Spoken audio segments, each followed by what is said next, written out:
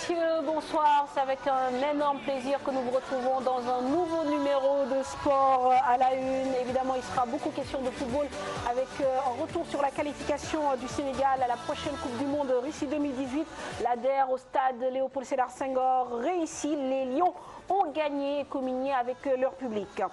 Baldé Keita Diao absent des 2 derniers matchs contre le Sénégal, officiellement pour un bobo au genou, sauf que 3 jours plus tard, l'attaquant joue 90 minutes avec Monaco. Y a-t-il un malaise Baldé Keita au sein de la tanière? Réponse des observateurs dans ce magazine.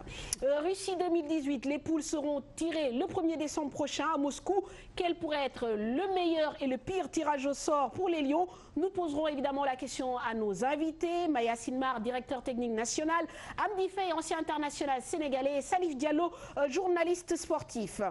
De football toujours, il sera question avec le trophée des champions. Génération Foot s'octroie son 2e titre de la saison et s'impose devant le Stade de Mbourg, 4-2. En judo, le Sénégal remporte 3 médailles d'or à l'occasion de l'Open international de Dakar, accueilli ces samedi et dimanche par le stadium Marius Ndiaye. Pour tirer le bilan de cette compétition, nous serons tout à l'heure avec Ababakar Ngom, vice-président de la Fédération sénégalaise de judo. Nous parlerons également des buzz du web, évidemment, avec la traite négrière en Libye qui suscite indignation. Les footballeurs professionnels crient leur colère. Voilà pour le sommaire. Merci de votre fidélité et bienvenue à tous.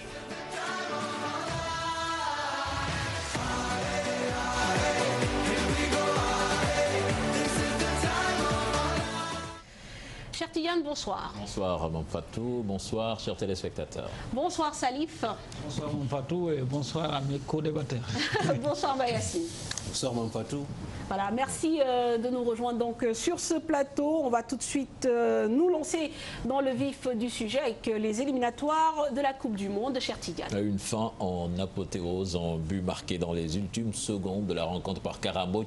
Les Lions du Sénégal ont terminé leur parcours sur une victoire, mettant du baume au cœur d'un public venu très nombreux au stade Léopold Sédar Senghor. 2-1 devant l'Afrique du Sud.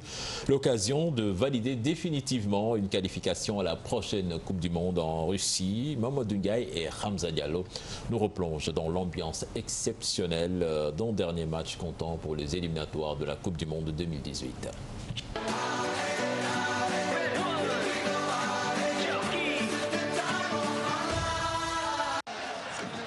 Tour d'honneur, le public sénégalais communié avec ses héros. Les Lions terminent les éliminatoires du Mondial 2018 en beauté, 2-1 devant l'Afrique du Sud. Dans un match à suspense jusqu'au temps additionnel, le défenseur Karamboy marque sur une tête le but de la victoire qui libère le public.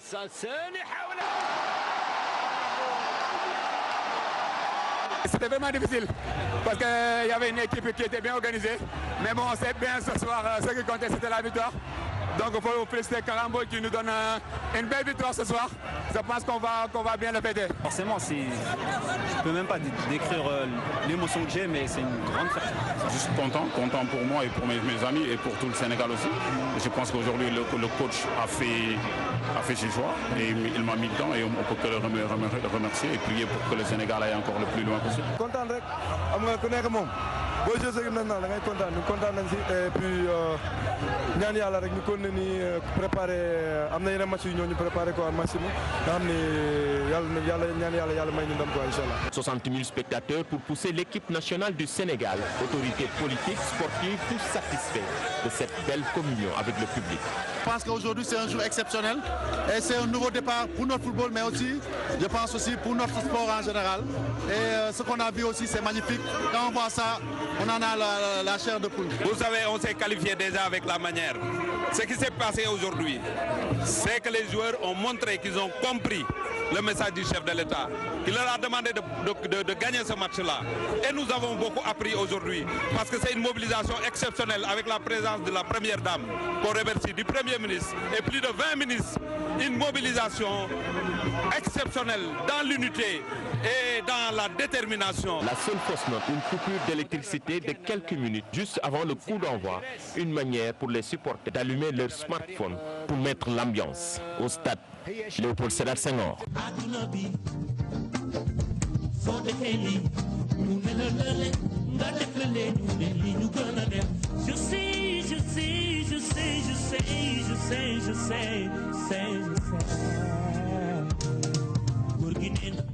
Cher, c'est la chanson à la mode.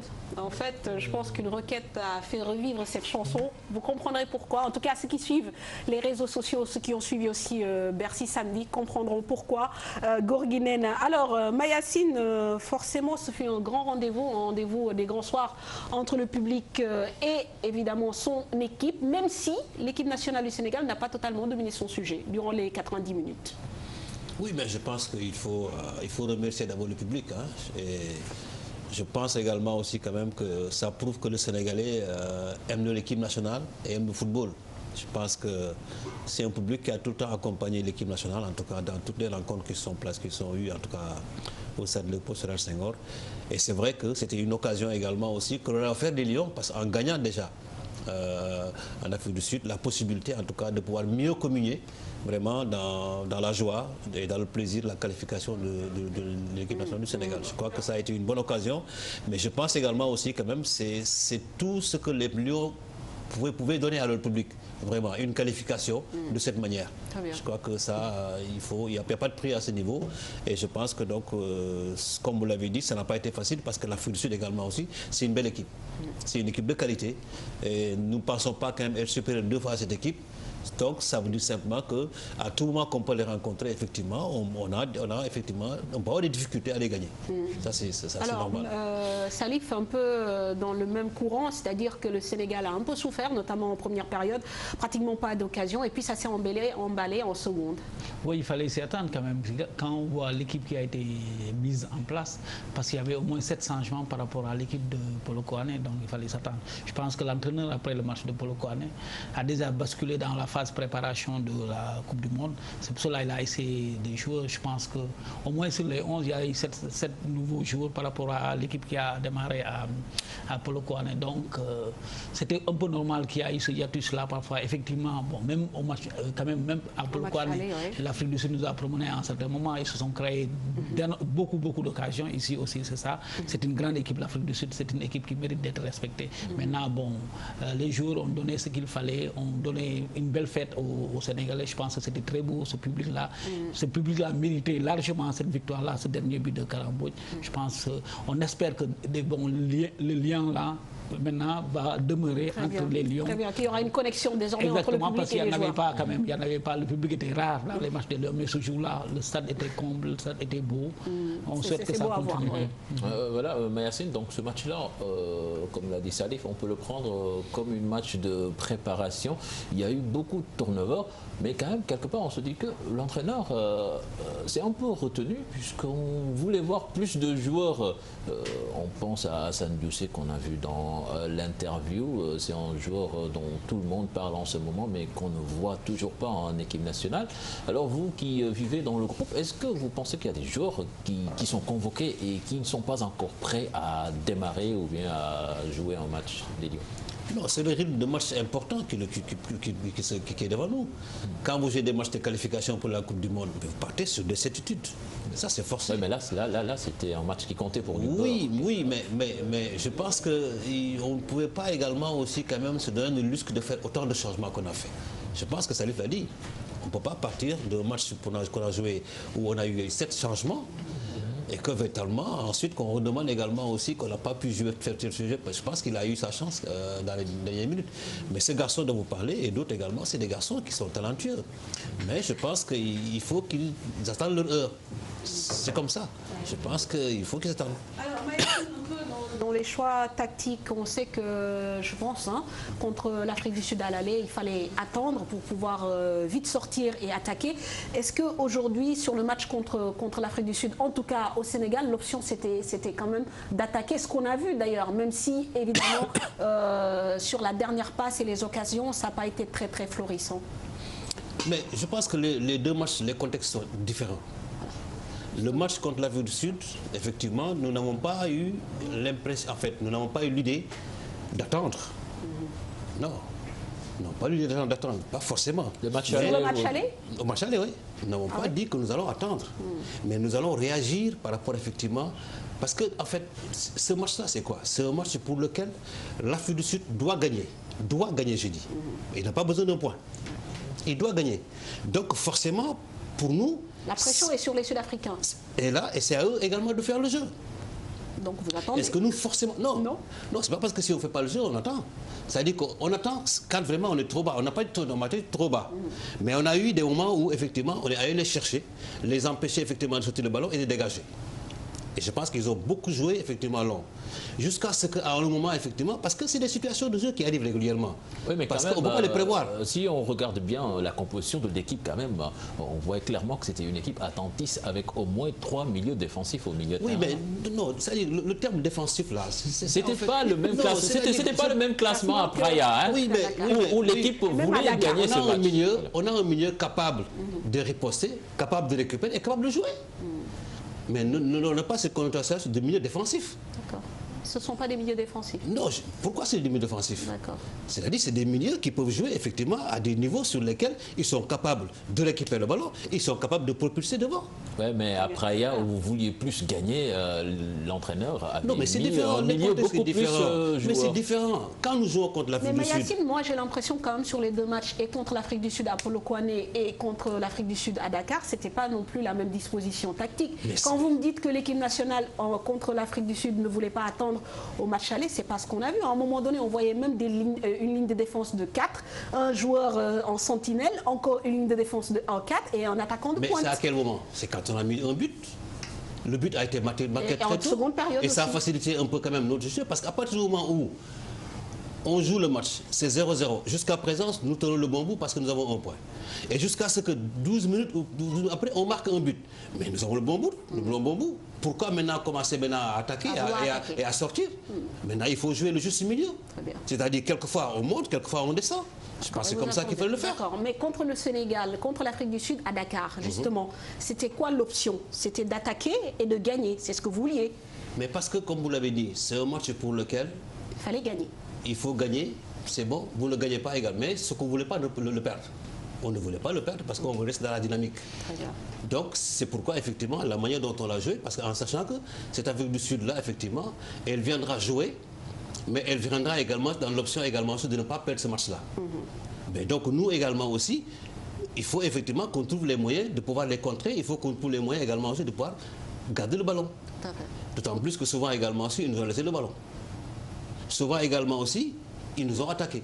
Parce que comme je vous dis, l'Afrique du Sud, nous ne sommes pas supérieurs 2 fois. C'est une bonne équipe de l'Afrique du Sud que nous avons rencontrée.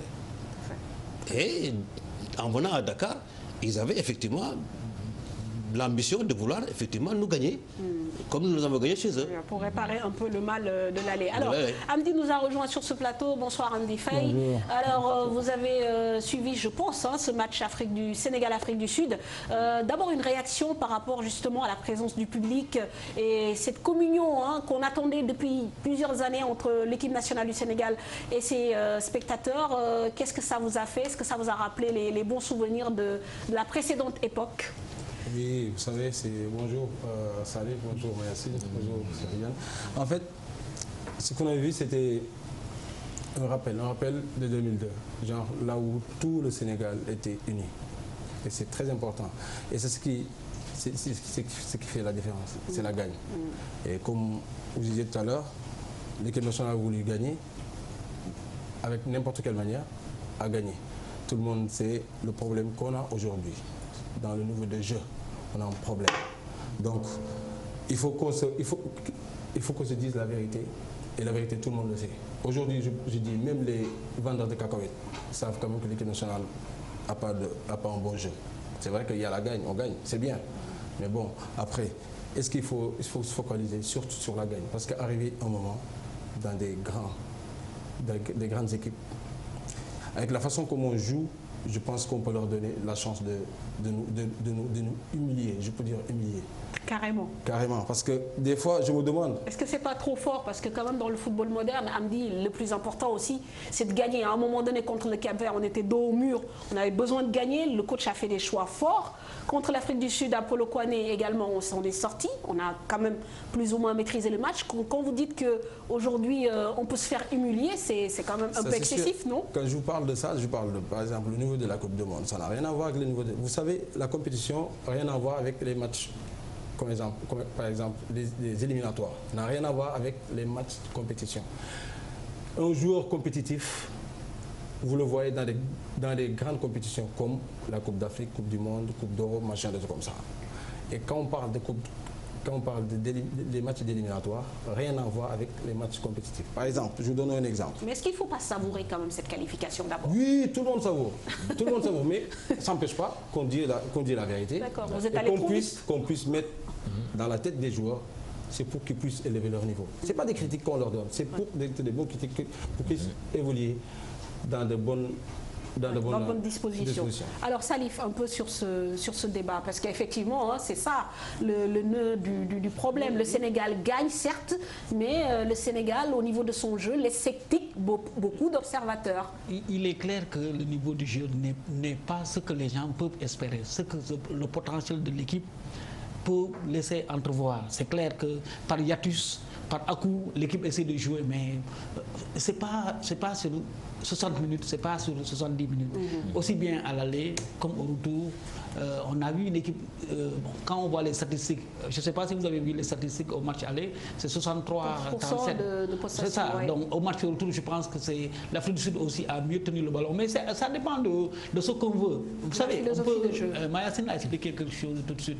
On peut essayer de jouer, de laisser l'initiative de jeu à l'adversaire pour avoir un jeu plus vertical. Je pense que le Sénégal par rapport au match aller, parce que l'Afrique du Sud, quand tu vois évoluer cette équipe-là, il y a deux options. Soit il joue sur les côtés, ou bien c'est le gardien qui relance directement. Je pense que notre premier but même évolue de ça. Le gardien a relancé, Charles a donné un coup de tête, Diafra, ainsi de suite. Bon, donc, effectivement, il y a un truc qui manque encore à cette équipe-là. Mais maintenant, il y a 5 mois à faire, 5 mois à travailler jusqu'à ce qu'on ait un ensemble un peu plus cohérent. Mais ensuite, je vais rappeler à Amdi que l'équipe nationale du Sénégal qui a fait la Coupe du Monde 2002, si on se rappelle bien, l'équilibre a été retrouvé quand finalement, je pense que c'est votre match amical, après le match contre l'Arabie Saoudite, quand on a changé un peu, les gens ont critiqué. Effectivement, il faut que les gens critiquent pour la construction, mais je pense qu'un grand pas a été franchi quand même. Cette équipe-là, capable de gagner, capable d'aller en Afrique du Sud, capable d'aller à Praia. Capable de souffrir. Oui, parce qu'on est resté longtemps quand même. Il y avait des fois, quand on sortait, on faisait match nul, on perdait. C'était l'objet de mon interpellation tout à l'heure à Mayacine, parce que cette équipe du Sénégal, quand même, défensivement, tout le monde reconnaît que c'est une équipe qui tient la route. Sur le plan de l'attaque, c'était un problème lors de la CAN. On avait du mal à scorer. Maintenant, on voit que cette équipe est devenue beaucoup plus efficace. Mais dans l'élaboration du jeu, ça pose problème. Et tout à l'heure, je vous ai parlé de ces 3 milieux défensifs. Et vous dites que ce n'est pas des milieux défensifs. Est-ce que ce n'est pas là le problème de cette équipe? Parce qu'on n'a pas à mettre à jouer au milieu de terrain pour faire jouer cette équipe. Mon problème, quand vous parlez d'élaboration de jeu, quand vous parlez de quel problème a-t-on pour élaborer le jeu? Le ballon ne quitte-t-il pas de notre défense pour arriver au milieu et sortir? Mais nous sommes en face d'une équipe. Mais ça dit que moi je ne comprends pas quelquefois. Attends, je vais vous expliquer. Je vais vous expliquer. Parce que on a vu que cette équipe du Sénégal est très mal à l'aise face à une équipe bien regroupée défensivement. Contre le Cap-Vert, si on avait encaissé le premier but, ça allait être la catastrophe. Je ne suis pas sûr qu'on allait revenir dans ce match. Contre le Burkina, ici à Dakar, on a vu une équipe qui a joué le bus. On a eu qu'un seul tir cadré en première période. C'était extrêmement difficile. Et des exemples, on en a des tonnes. Cette équipe nationale du Sénégal a du mal à jouer. Alors sur 25 matchs que nous jouons, c'est tous des problèmes. Non, mais non, ça dit que non, ça dit, tu sais, quelquefois. Mais regardez contre le Cameroun. Il faut que quelquefois également aussi quand même qu'on chasse les eaux gardées. Parce qu'on ne peut pas aujourd'hui quand même faire 25 matchs. Quel que soit l'adversaire, vous pouvez dire que c'est des adversaires vraiment à bas étage, ou qu'est-ce que vous voulez, au moins de calibre, mais vous ne pouvez pas jouer 25 matchs. Vous gagnez au presque 15 à 16 matchs. Vous ne perdez que 2 matchs. Et qu'aujourd'hui, qu'on nous dise parce que ça ne marche pas, parce que l'élaboration, parce que ceci, parce que cela. Mais je pense que le fond de jeu, ou bien en tout cas le style, ce qui nous permet de gagner. Si cela peut nous permettre à continuer à gagner, mais on va continuer sur ça. Mais ça ne veut pas dire, ça veut pas dire qu'on n'essaie pas de s'améliorer. Exactement. Voilà, ça ne veut pas dire que... Non, laisse-moi ça ne veut pas dire qu'on leur permet de ça. Tu sais, moi, l'histoire de bien jouer, mal jouer, depuis Amaras, c'est des choses qui reviennent. Mais c'est la même chose. Non, laisse-moi, c'est des choses qui reviennent. C'est-à-dire que nous, au Sénégal, on n'est jamais satisfait de ce qu'on fait. D'accord, très bien. Jamais satisfait de ce qu'on fait. Alors, sur question... Quand les gens jouent, c'est toujours, oui, c'est pas comme ça. Non, mais avec Amara, avec Amara, lors des éliminatoires, on a fait 6 sur 6. Mais à la CAN, on a fait 5 sur 6. 5 sur 6. À la CAN, qu'est-ce qu'on a fait? Très bien. On est rentré avec un 0 pointé. Et les critiques, c'était que cette équipe ne jouait pas. En 2017, mais avant l'Algérie, avant 2017, l'Algérie était l'une des meilleures équipes africaines. La première dans le classement. Elle est sortie au premier tour. Ça peut arriver, ça. Alors, Mayacine, ça peut arriver. D'accord, vous êtes dans le groupe, vous dites que les Sénégalais ne sont jamais satisfaits. Sauf que le problème, c'est qu'il y a 80% de Sénégalais qui pensent un peu la même chose que nous. Donc finalement, c'est nous. Mais ils le pensent depuis 2012. D'accord, très bien. Mais qu'est-ce qu'ils c'est parce que depuis 2012, c'est la réalité. C'est pas seulement les Sénégalais. Même le coach, le sélectionneur national, moi, j'étais lundi en conférence de presse. On lui a posé la question, il a reconnu qu'effectivement, par rapport au potentiel, par rapport à la volonté, oui, il y a encore un manque. Et ils vont essayer de travailler pour s'améliorer. Je pense que ça, Mayacine a terminé par ça. Mais s'améliorer, ça c'est fondamental. Alors, Amdi, est-ce que vous n'êtes pas, vous, en tant qu'ancien international, vous parlez quand même en tant qu'expert, vous avez une carrière professionnelle, voilà, longue comme une page. Aujourd'hui, est-ce que vous n'êtes pas quand même trop dur avec cette équipe? Est-ce que vous n'en demandez pas trop? Finalement, est-ce qu'on ne doit pas se contenter de ce qu'on a? Non, puisqu'on gagne et qu'on se qualifie. Pas du tout. Moi, j'en parle beaucoup avec certains de nos jeunes là. En fait, c'est des critiques pour améliorer leur jeu. Quand je disais la dernière fois que Cheikhou Kouyaté, beaucoup de gens le critiquent, ils jouent derrière les joueurs. J'étais le premier. Mais en disant qu'il essaye de jouer devant pour élever son niveau de jeu. C'était des critiques que le jour, quand il entend ça, ce n'est pas des critiques pour le baisser. C'est qu'il essaye. Quand je lui ai dit ça au premier match, le deuxième match, regardez, je pense que c'est son meilleur match contre Burkina, le match retour. Il a essayé de jouer tous les ballons en avant. J'ai même vu qu'il a essayé de faire des longues passes. Et pourtant, on n'en voit pas. Il n'arrive pas à faire des longues passes. Ce n'est pas des critiques pour dire qu'il est mauvais. Non, c'est le capitaine de l'équipe nationale. Mais c'est pour améliorer son jeu, son niveau de jeu. Surtout quand je parle de milieu de terrain, moi je suis plus peut-être était milieu de terrain, c'est pour ça que je parle de milieu de terrain. Aujourd'hui, notre problème ici, aujourd'hui, au Sénégal, c'est le milieu de terrain. Et tout le monde le sait. Quand on parle, quand on critique en disant qu'on ne joue pas, mais on est une équipe, il ne faut pas juste se baser. Avant, on parlait au Sénégal, voilà, grand gabarit, machin, des trucs comme ça. Aujourd'hui, il y a que des petits gabarits dans notre équipe. On doit jouer. Quand on voit maintenant, comment il s'appelle, l'équipe de l'Afrique du Sud.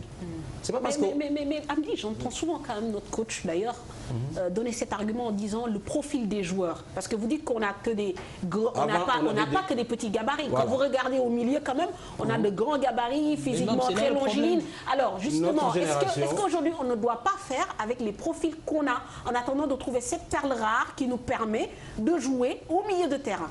Cette génération est 10 000 fois plus forte que notre génération. En plus, c'est ma conviction. Petite gabarit. Moi, ça, s'ils pensent que... Moi, avec Amdi par rapport à ça. Moi, s'ils pensent que je vais fermer ma bouche pour ça, je ne fermerai pas ma bouche. Ils sont 2 fois plus forts que notre génération. C'est des techniques, c'est des joueurs techniques qui aillent vite. Ils sont tous passés par des centres de formation. Tandis que notre génération, le centre de formation, c'était pas trop ça. Ils ont appris le football. Le football, c'est quoi? Prendre la balle et faire de la bonne passe. Ils savent le faire. Pourquoi ils ne le font pas dans les matchs? C'est ce qu'on demande. Pour marquer un but, est-ce qu'on est forcément prendre le ballon, le faire passer au milieu, le passer devant et marquer le but? Non, je te pose une question. Oui. Aujourd'hui, on peut prendre la balle sur un dégagement, déviation, on met un but. Oui. Il est bon? Il n'est pas bon? Bien sûr. Est-ce que forcément, on peut demander à une équipe forcément de prendre le ballon, de faire la relance du gardien de but, de le faire passer au milieu et de sortir? Quand on parle de jouer au foot, c'est pas parce qu'on a pris le gardien. Mais c'est quoi jouer au foot alors? Jouer au foot, c'est d'essayer au moins, quand on met un tactique de jeu, qu'on puisse connaître, voilà, c'est-à-dire 4-3-3, que le ballon passe par derrière, par Kara par exemple. Je donne un exemple, qui ne saute pas le milieu de terrain, pour que le milieu de terrain aille devant machin, comme il y a un moment, Sam Allardyce le faisait à Bolton. Prenez la balle, défense, attaque. et surtout tout le temps le milieu de terrain. On a des joueurs qui sont capables de toucher le ballon. Pourquoi on ne touche pas le ballon? Toucher le ballon, on peut faire des bons... Mais le match qu'on a joué la dernière fois... C'est le meilleur match du Sénégal. Est-ce que vous savez ça? C'est le meilleur match du Sénégal. Le dernier match, on a eu des jeunes qui ont essayé de jouer au ballon. Et je vois bien que quand on discute très souvent, que vous mettez les matchs de l'équipe nationale du Sénégal. Parce que c'est important ce que je dis. Souvent, j'ai bien aimé, j'ai envie qu'on mette les matchs de l'équipe nationale, souvent des séquences, pour montrer un peu. On a joué contre l'Afrique du Sud le dernier match.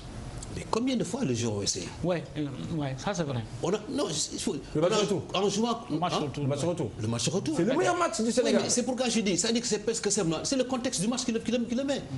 Parce que c'est le match pour lequel nous allons jouer contre une équipe. Mais Mayacine, vous êtes d'accord avec nous qu'il y a un refus de jeu quand même dans l'équipe nationale? Mais quand vous dites que c'est le meilleur match de l'équipe du Sénégal, qu'est-ce qui a changé? C'est par rapport au choix des hommes ou à la tactique de l'entraîneur? Je pense que c'est par rapport à la circulation de ballon.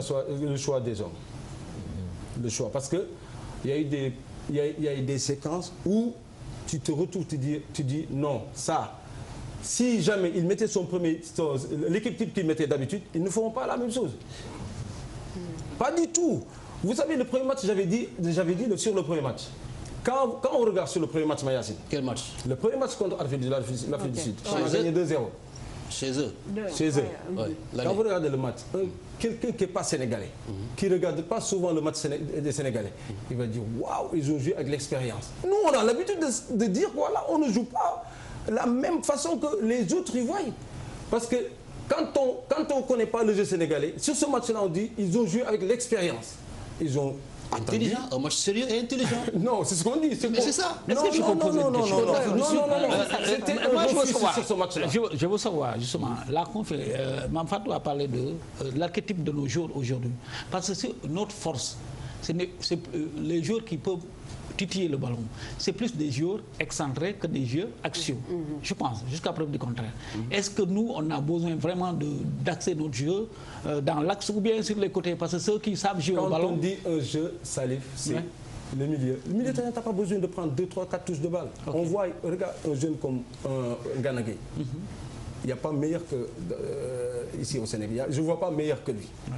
Et quand tu le vois des fois, moi ça me fait mal, quand je le vois qu'il gaspille son jeu des fois avec 10 touches de balle et qu'il est la plaque tournante de cette équipe, qui doit prendre la balle de suite. Je le disais à Kara la dernière fois, j'ai dit pourquoi vous ne parlez pas de dire voilà, body language, genre Kara, on apprend ça aux centres de formation. Tu me donnes la balle, tu es défenseur. Quand tu bouges 2 pas derrière, ça veut dire qu'il y a quelqu'un derrière moi. Je te redonne la balle de suite. Et quand tu me donnes la balle et tu fais des pas devant, ça veut dire que je suis tout seul. Je ne vois pas ça dans cette équipe-là. Je dis à Kara, essaye de parler au milieu de terrain, comme quoi que des fois tu n'as pas besoin de parler. Tu as juste besoin de faire un geste avec ton corps et que tu puisses comprendre. Et ça améliore notre jeu. À chaque fois qu'on a la balle, même Ghana, il est rentré dans le même jeu. Il prend la balle, il met sur les côtés. Il prend la balle, il met derrière. C'est pas ça. C'est pas ça le football. Ils le savent et c'est des joueurs qui sont capables de le faire. S'ils n'étaient pas capables, personne ne m'entendra dire des trucs comme ça. Mais ils sont capables de le faire. Mais le jeu, quelquefois, il faut le verticaliser. Vous savez, nous avons des points forts. Mais pas tout le temps, Mayacine. Non, on ne le fait pas tout le temps d'ailleurs. On ne le fait pas tout le temps. Mais si nous voulons chercher un résultat sur le terrain, il y a des moments où il faut passer outre. Il y a des matchs sur lesquels... Quand l'adversaire met le but, c'est difficile. Il y a des moments où on ne ronronne pas. On ne ronronne pas. Vous savez le match qu'on a joué contre l'Afrique du Sud, contre le Burkina ici. On a failli le perdre parce qu'on a trop ronronné.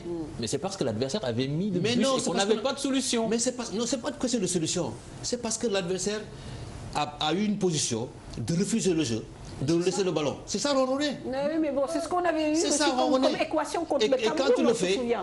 Quand tu le fais, tu sais, tu es tout le temps dans une situation où tu as découvert. Le gars peut te contrer et te marquer un but à tout moment. Alors, on va essayer d'abord. Et c'est ça qu'il faut faire attention. Maintenant, qu'est-ce qu'il faut faire souvent?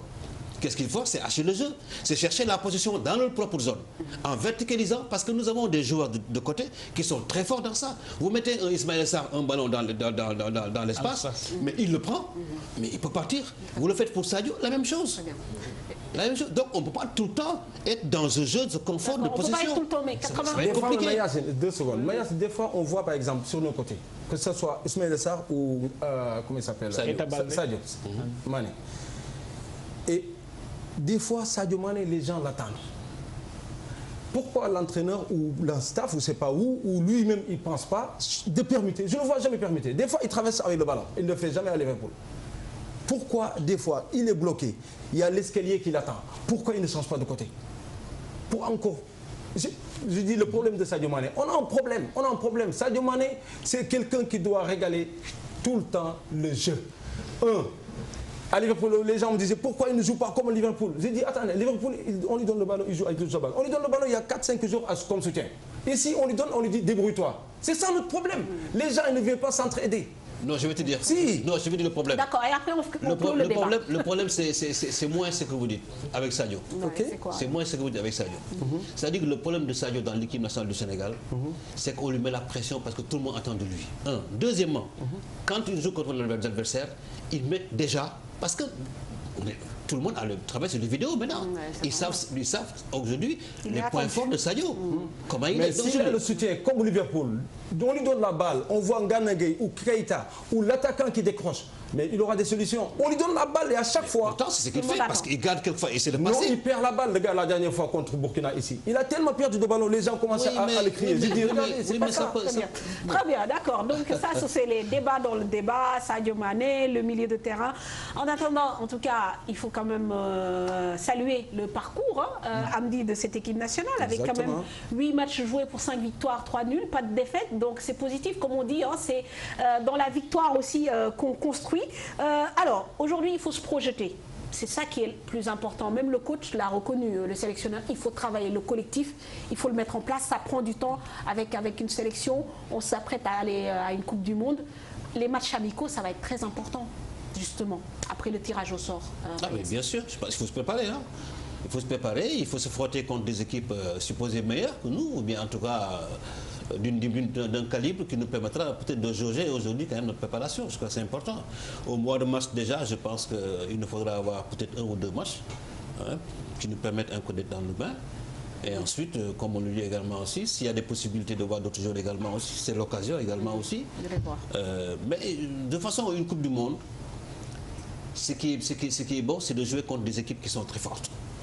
Même si tu prends la raclée, parce que c'est une bonne chose. Ça te permet de te rectifier. Ça permet de se rectifier. Et parce que quand même, il faut le comprendre quand même que nous allons trouver en fait de gros calibres. Ça forcément. On n'aura pas le droit, puisque le Nigeria déjà qui bat l'Argentine en match amical 4-2. Sans Messi. Oui, même si sans Messi, il y avait des mais bon, il y avait Agüero. Voilà, il y avait Di Maria, il y avait pas Messi, hein. Yao, jouer contre l'Argentine sur le match, le gagner, c'est possible. Ouais, même en Coupe du Monde. C'est possible. Non, c'est possible. Nous pouvons jouer contre la France, tout le gagner. C'est possible. On a battu l'Uruguay en Olympique avec Luis Suarez et Cavani. Je sais que vous allez être d'accord avec moi. On a juste besoin que ces joueurs-là qu'on a, qui puissent juste élever leur niveau. C'est juste ça qu'on leur demande. Jouer le plus rapidement possible et créer des diapasons devant. C'est tout. On a des joueurs qui sont capables de faire ça. Et on n'arrête pas de leur dire ça, ils sont capables de le faire ça. C'est le problème. Aujourd'hui, il faut les mettre plus de pression pour qu'ils osent leur jeu, pour qu'ils puissent se faire plaisir eux-mêmes avant qu'on puisse réjouir là-dessus. Alors, en parlant de joueurs et de pression, on va évoquer l'absence de Diao Baldé Keita, qui, vous le savez, n'a joué aucun des 2 derniers matchs. Le fossé se creuse-t-il entre le coach et l'ancien joueur de la Lazio de Rome? Officiellement, Baldé Keita souffrait d'une douleur au genou durant le regroupement, sauf que vendredi, il y a à peine 3 jours, ce même joueur a fait l'intégralité de la rencontre Amiens-Monaco en Ligue 1. Baldé Keita paie-t-il son attitude lors de Cap-Vert-Sénégal? Y a-t-il un malaise Baldé Keita au sein de la tanière? Élément de réponse dans ce reportage signé Mamadou Ndiaye avec des images d'Ababacar Camara. Premier moment trouble pour Diao Baldé Keita dans la tanière. L'attaquant de 21 ans n'a pas participé à la double confrontation des Lions face à l'Afrique du Sud, de quoi susciter des interrogations. Ces personnes m'ont confirmé qu'effectivement il y a un petit souci entre les deux. Je pense que ce n'est pas une bonne chose pour l'équipe nationale, ce n'est pas une bonne chose pour le groupe. Déjà qu'il y a une bonne ambiance qui est là, il ne faut pas pas casser cette bonne ambiance. Maintenant, c'est au coach, c'est un éducateur, c'est un coach, c'est lui qui doit gérer son groupe, c'est lui qui doit parler avec les joueurs, et donc c'est à lui de régler ce problème. On se souvient que lors du match face au Cap-Vert le 7 octobre dernier, Diao Baldé Keita avait manifesté sa colère, mécontent d'être remplacé à 10 minutes de la fin du match. Il n'a pas aimé, il l'a fait montrer à ceux qui étaient un peu en tribune après à ce jour-là. On l'a vu faire des signes de la main, enlever son maillot et vouloir se diriger vers les vestiaires. Le sélectionneur national Aliou Cissé, interpellé sur cette attitude, avait donné un début de réponse. Diao, c'est un jeune joueur, comme je lui dis tout le temps, je lui explique tout le temps. Moi, j'ai pas bien vu ça parce que j'étais dans le match. C'est après comment expliquer ce qui s'est passé. Je crois que c'est un garçon, comme je le dis, qui est frustré d'être changé. J'ai été footballeur professionnel, je connais ça, donc je suis bien placé pour le comprendre. Mais il doit juste comprendre qu'une équipe de foot, c'est pas seulement les 11 de départ, c'est aussi 24, 25 joueurs aujourd'hui qui sont capables de rentrer, de sortir. Mais comme je vous le dis, on va continuer à l'aider à progresser, à comprendre aussi les valeurs d'une équipe nationale, de comprendre les comportements qu'il faut avoir en équipe nationale et surtout les attitudes qu'il ne faut pas avoir et les attitudes qu'il faut avoir. On gérera ça en interne. Diao Baldé Keita, on ne doit pas en faire un cas, car le groupe est plus important, selon ses spécialistes. C'est un groupe où tous les joueurs doivent se valoir, où on doit pouvoir gagner quel que soit le 11 sur le terrain. Et heureusement que ça lui a réussi. Je pense que c'était surtout une façon pour lui, en tout cas, de marquer son territoire. Et puis c'était un signal aussi à l'endroit des autres joueurs qui auraient pu être tentés par un tel comportement. C'était une façon pour moi de récupérer un peu ce groupe et puis de montrer à tout le monde qu'il y a quand même, quel que soit le talent du joueur, qu'il y a quand même une discipline à respecter. Il a choisi le Sénégal, il a choisi l'équipe nationale du Sénégal, donc c'est à lui de se conformer aux exigences, au respect du groupe pour avoir un autre comportement, et donc c'est pas une bonne chose pour lui, parce que déjà il est en forme, il est en pleine bourre, donc ce serait un plus pour lui qu'il soit titulaire dans l'équipe nationale. À plusieurs matchs il était titulaire, mais maintenant s'il commence qu'on le mette sur le banc et qu'il y a d'autres joueurs qui émergent comme Baïmian ou Opanguet, je pense que c'est pas une bonne chose pour lui. Il a eu un comportement malheureux, il a été recardé, mais les choses continuent. Si on regarde le match contre l'Afrique du Sud, le 11 de départ, ça se comprenait. Il y a eu quoi comme changement? C'est Kara qui a été suspendu, qui a été remplacé. Et pour le remplacer, l'entraîneur a été obligé de changer son dispositif. Il a mis... Non, moi, le cas de Diao n'a pas surpris, puisqu'il y a eu quand même Cheikh Ndoye qui a démarré. Il avait fait une bonne entrée, il a démarré. Donc pour moi, il n'y a pas de problème à ce niveau. Pour moi, il n'y a pas eu de cas Diao Baldé. Et l'esprit de groupe, Aliou Cissé tient à ça. Pas de Diao Baldé Keita. Il a pris les jours qu'il pensait qu'il pouvait faire l'affaire et ils ont fait l'affaire. Annoncé blessé lors du match retour face à l'Afrique du Sud à Dakar, Diao Baldé Keita a pourtant joué durant 90 minutes avec Monaco 3 jours plus tard. Alors, Salif, en tant que journaliste, certainement dans le secret des dieux, vous pensez que Baldé Keita a été sanctionné sur ces deux matchs contre l'Afrique du Sud? Oui, je pense franchement que Aliou a voulu donner un signal fort. Parce que ce n'est pas la première fois quand même. En phase finale de CAN, il y a eu ce même petit, entre guillemets, un petit dérapage. Je pense qu'il a un groupe à gérer, surtout il va à une phase finale de Coupe du Monde. Il est vrai que les joueurs n'ont pas le même niveau. Ça aussi, il ne faut pas se mentir. Il y a des joueurs qui sont potentiellement titularisables. Il y a des gens qui sont potentiellement comme remplaçants. C'est ça, c'est clair. Mais bon, je pense que je suis d'accord avec le coach. C'est le groupe. Parce qu'on va à une phase finale de Coupe du Monde. Le joueur, l'individu ne peut pas dépasser le groupe. Je pense que le coach a raison. Moi, je pense qu'il y a effectivement un problème. Il y a eu un problème à Praia. Le coach a voulu dire stop. Il y en a marre. Basta. Alors, Mayacine, cette blessure au genou, c'est une excuse moi, je suis pas d'accord avec, diplomatique. Je ne suis pas d'accord avec ça. Il n'y a pas de problème. Ce n'est pas une sanction. Non, ça, il faut être clair. Ce n'est pas parce qu'il y a eu un comportement au Cap-Vert de facto, il n'a pas fait jouer au départ contre l'Afrique du Sud. Ne le prends pas comme ça. Non, il y a un choix qui est fait. C'est un commentaire. On m'a demandé mon avis. Non, je dis, mais je te dis exactement que c'est pas ça. C'est pas ça. Il n'a pas joué parce que c'est un choix qui a été fait. Aussi simple que ça. Très bien. Quand il y a eu ce problème-là, n'est-ce pas? Aliou l'a dit, il ne n'est pas au courant parce que dans le jeu, on lui a raconté ceci. Mais il a parlé avec le joueur. Et le joueur s'est présenté, a fait ses excuses au groupe. Et puis c'est fini. Il a présenté ses excuses au groupe. Au groupe. Ah, mais justement, parce qu'il a fait un comportement que les gens ont jugé que c'était pas bon. Normal. C'était pas normal. Mais tout de suite, il s'est excusé au groupe. Donc c'est réglé. Maintenant, le fait qu'il n'ait pas joué, c'est pas une sanction. C'est parce qu'il y a un choix de l'entraîneur par rapport au groupe. Maintenant, le fait qu'il n'ait pas joué, c'est le deuxième match. Mais attendez, c'est un match pour lequel, n'est-ce pas, pratiquement tout était fait. Par exemple, alors s'il estime que lui il est blessé, qu'il ne pouvait pas jouer. Et que mais oui. Mais quand il dit. Vous êtes basé sur ce qu'il a dit. Mais qu'il est blessé, qu'il avait des problèmes de genoux, qu'il s'est fait mal. Mais autant mieux le préserver que de le mettre alors que, etc. Après 2 ou 3 jours, qu'il puisse rebondir et le jouer, mais c'est possible. Mais en tout cas, il n'y a pas de malaise, il n'y a pas de problème. Pas de malaise, donc Baldé Keita. Très bien. Alors, pas de problème. Amdy, vous êtes ancien joueur, donc forcément, vous connaissez... En 2002, vous étiez dans la situation d'un joueur qui ne jouait pratiquement jamais, qui était sur le banc des remplaçants. J'imagine que ça peut énerver de voir un joueur protester parce qu'il sort à 10 minutes de la fin d'un match. Est-ce que la réaction du coach, pour vous, elle est normale, même si Mayassi nous dit que ce n'est pas une sanction? Alors que Baldé Keita, quand même, c'est un potentiel titulaire, comme le dit Salif. Il a joué comme titulaire pratiquement durant toutes les éliminatoires. Mais ceux qui ont joué ce jour-là, ne pouvait-il pas démarrer et lui sur le banc? Bien sûr, bien sûr. Par rapport à ce qui s'est passé dans le championnat de France, que Keita Baldé faisait avec Monaco, avant notre match contre le Cap-Vert, tu vas voir qu'il était un potentiel titularisant. C'est mon avis, c'est mon avis. C'est vrai. Contre l'Afrique du Sud, contre Burkina, tout le monde disait même qu'il ne devait même pas être convoqué. Vous êtes d'accord avec moi? Tout le monde le disait. Il était en méforme. Pas tout le monde. Parce qu'il était en méforme. Non, mais parce qu'il était en méforme. Il n'avait pas fait une préparation. Parce que les gens l'avaient dit. Malgré tout, il a joué. Quelques bouts de match.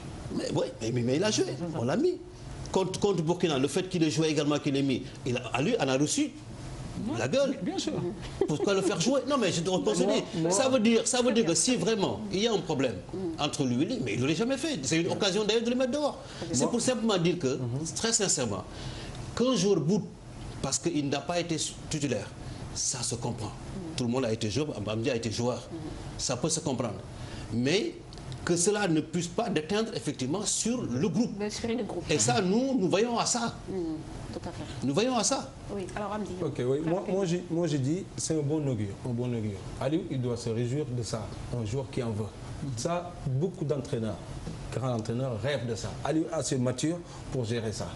D'avoir un joueur qui en veut, là, c'est pas sur le terrain qu'il faut régler ça. Je ne sais pas quel problème qu'ils ont, s'ils ont des problèmes. Donc Aliou, il doit peut-être de prendre à côté et de lui parler comme quoi que, d'accord, maintenant calme-toi, parce que ça ne doit pas éteindre sur le groupe. Par contre, d'avoir un joueur comme ça qui en veut, que tu le sors, qui balaye tous ces bouteilles qui sont là-bas, il y a beaucoup d'entraîneurs qui rêvent d'avoir des joueurs comme ça. D'accord, mais est-ce que ça ne risque pas de créer un malaise aussi? Parce que bon, il y en a d'autres qui peuvent prétendre être des titulaires, qui ne jouent pas. Quand ils voient ce genre d'attitude, est-ce que ça ne peut pas justement créer un problème au sein du groupe? Non, je ne pense pas. Ce n'est pas le premier à le faire. Il y a un moment, Moussa Konaté l'avait fait. Il avait sorti à lui le temps et la main, et tu le vois le visage, boum. Il y a des choses qui sont comme ça. Voilà, ça c'est certains joueurs qui montrent leur mécontentement quand vous les faites sortir, ou vous ne les mettez pas, par exemple, dans le truc. Mais après, c'est... Il revient à la normale. Le contexte, il revient à la normale, elle a raison. Mais par contre, ce jour-là, il est gérable. Je peux dire qu'il est discipliné parce que je parle souvent avec lui et il écoute. Moi, je me rappelle contre Niger, il avait fait un très mauvais match. Oui, contre Niger, oui. Non, contre Niger ici. Contre Niger, oui. D'accord. Et je lui dis aujourd'hui, s'ils étaient allés aux 15 minutes, je te sortirais dehors. Il dit pourquoi? Il a pris ma main, il y avait quelques gars, l'ami il était là-bas, Ali je pense. Il a pris ma main, il m'a mis à côté en me disant pourquoi tu dis ça? Why? Enfin, on parlait anglais. Et je disais, tu jouais quel poste? Il me disait excentré. J'ai dit combien de centres t'as fait? Il commençait à réfléchir, il disait 0. J'ai dit des genres de joueurs comme toi, on n'en a jamais eu. Costaud, tu vas vite et tu es habile avec le ballon. Tous les attaquants qu'on a ici, ils ont un point fort, c'est la tête ou vitesse. Toi, tu as besoin de mettre ton empreinte ici dans l'équipe nationale. Et pourtant, il a écouté. Contre Cap-Vert, après le second match, ce qui s'est passé, dès que le match était fini, dès qu'il m'a vu, il est parti en courant. Donc ça veut dire que des fois, ils ont besoin juste des fois que tu leur dis de quoi ils sont capables de faire. Quand on fait des critiques des fois, de dire que l'équipe ne joue pas, et quand j'entends certains des staffs en disant que Amdi Sani Khairoun, non. S'ils n'étaient pas capables, je ne leur dirais jamais ça. Le cas de Diao Baldé, c'est gérable. C'est quelqu'un qui écoute et puis il faut le gérer en dehors du terrain. Et puis voilà, comme ça, vous n'avez pas des amalgames. C'est Amdou, il y a une petite nuance. Quand je vous entends, l'équipe joue. Et entre l'équipe et les gosses ne donnent pas la pleine mesure ou bien le plus qu'ils doivent faire. C'est ça, c'est différent. C'est différent quand tu dis que ces gosses-là, ils ont du talent, ils ont la possibilité de faire mieux que ce qu'ils font. Mais c'est eux qui jouent. C'est différent que quand tu dis l'équipe ne joue pas. C'est-à-dire que non, je ne sais pas. C'est différent. C'est différent. Non, il n'y a pas de différence. Ils ne jouent pas. Ils ne jouent pas. Ça veut dire quoi? Ça veut dire que, regardez, contre Niger qui ne joue pas. On fait l'essentiel. Contre Niger qui joue pas. 2 secondes. Je dis 2 secondes, Mayassi. Contre Niger, ici. On revient à Diao. François Azawi, je pense que François Azawi venait de prendre l'équipe. Peut-être même pas 6 mois. Mais contre Niger, ici, Niger a joué mieux que nous. Très bien. D'accord, très bien. Amdi. C'est ça le problème. Mais qui a gagné? Très bien. Au final, c'est le Au final, oui, on va. Mais je pense que 10 ans, 15 ans après, ils vont regarder le match avec leurs enfants. Je pense que leurs enfants doivent dire comme ça, vous avez joué. Attention. Oui, mais Amdi, pour des gens qui aiment, qui perfectionnisme. Oui, d'accord. Mais pour quelqu'un, pour qui? Parce qu'Ali aujourd'hui... Je suis d'accord pour vous, Ali, vous êtes là pour le résultat. Mais on est là aussi pour le Sénégal.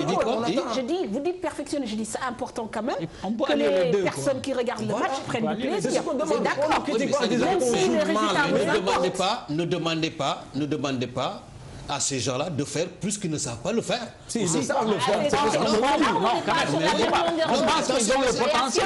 C'est-à-dire que lui, ce qu'il pense, aujourd'hui, ils estiment effectivement que ces garçons-là peuvent faire plus que ça.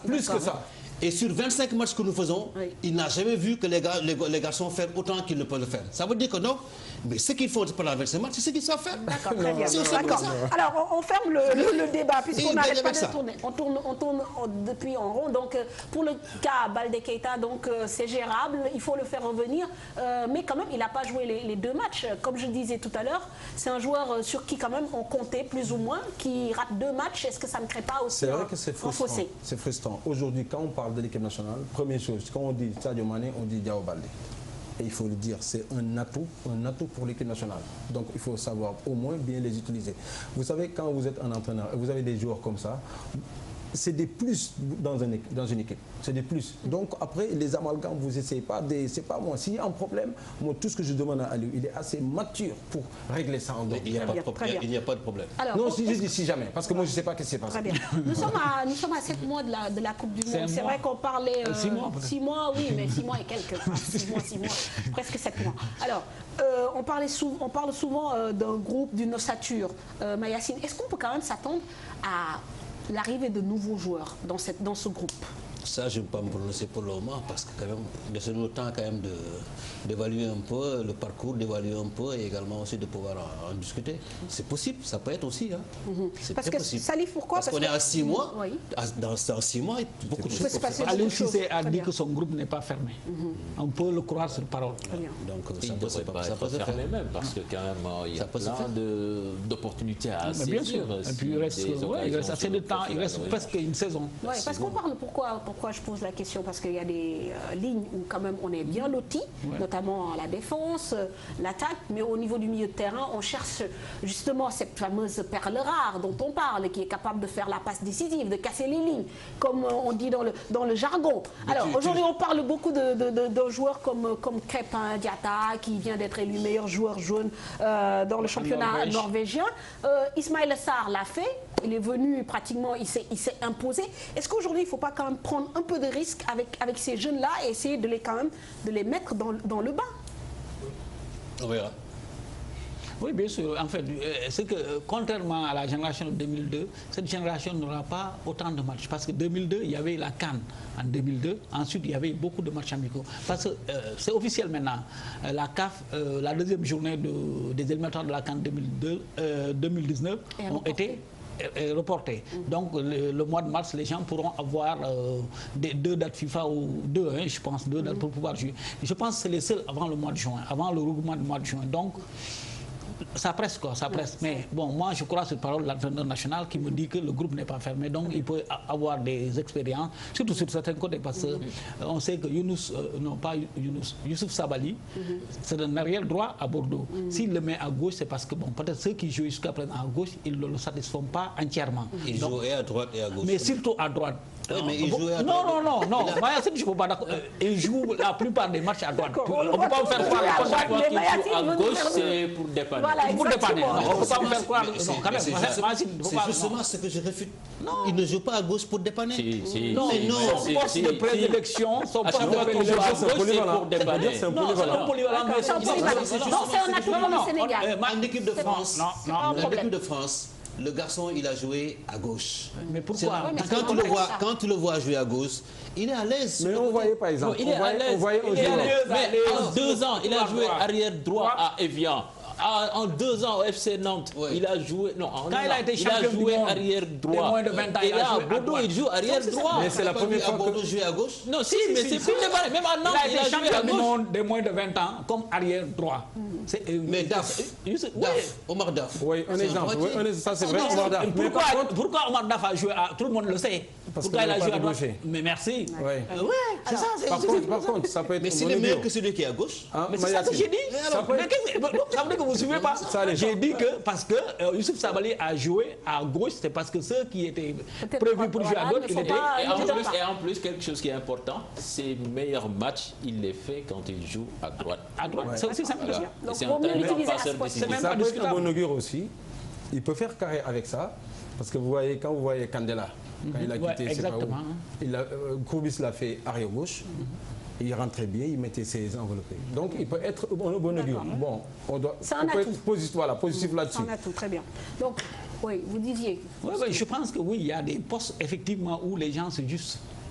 On peut éventuellement attendre à ce que les gens cherchent la perle à ce niveau-là. Ensuite, il y a un joueur qui était dans le groupe, qui est blessé, qui va revenir en janvier. Je vous parlais d'Ismaël Sarr. On attend à ce qu'il puisse faire, je ne suis pas dans le secret des dieux, mais il puisse faire partie des 23. Maintenant, c'est certainement au mois de mars pour voir ce qu'il Dans un groupe, de toute façon, il y a toujours ce joueur surprise. On le sait dans tous les groupes, que ce soit ici ou ailleurs, souvent on cherche justement ce joueur qui va peut-être apporter un plus, même si évidemment le groupe, l'ossature est déjà là. On sait qu'il y a des joueurs, des cadres qui seront là forcément pour la Coupe du Monde, mais on peut chercher ce plus qui va faire la différence. C'est sûr, comme il disait tout à l'heure, il reste 6 mois encore, et là, chaque joueur que je vois de l'équipe nationale joue sa tête, surtout dans leur championnat. Donc ça va être un bon championnat pour eux, pour qu'elle puisse voir le reste. De toute façon, il a son équipe déjà. Il a sa liste déjà. Donc après, peut-être il y a 2, 3, 4 qui changent. Donc peut-être, comme on dit, il y aura des révélations qui vont venir. Et puis surtout, je pense que devant, derrière, c'est bon. Je pense que à peu près, tout le monde sait à peu près. Tout le monde sait à peu près. Non, c'est pas question de milieu, mais au milieu, il y a du monde. Il doit avoir du monde. Il y a du monde au milieu. Oui. C'est ça le problème. Aujourd'hui, on a des joueurs qui jouent au ballon sur le milieu de terrain. Comme par exemple le jeune de, comment il s'appelle, de Saint-Etienne là. Il faut pas oublier, il y a un autre, comment il s'appelle, parce que leur nom, des fois, ça m'échappe. Pavaline, voilà, Pavaline. C'est son meilleur match qu'il a fait quand même. Parce qu'il a fait vraiment, c'est un régulateur. Franchement, quand il a commencé à jouer ou faire jouer, ça fait plaisir. Et c'est ce qu'on attend de voir. D'accord, très bien, on va pas refaire le débat. Et en plus, ce plus dont parle Fatou, on peut le trouver à l'intérieur du groupe même. Parce que, comme Amdi, en 2002, il n'était pas titulaire au début de la compétition, mais quand il a commencé à jouer, il a bonifié le jeu du Sénégal, notamment contre la Suède. Les gens se demandent. Et même les gens se sont... Salif Diao m'a dit, il ne sait pas pourquoi. Il pense qu'il va jouer le match contre qui. C'est Salif qui me l'a dit. Beaucoup se sont offusqués. Et dans cette groupe du Sénégal, il y en a déjà.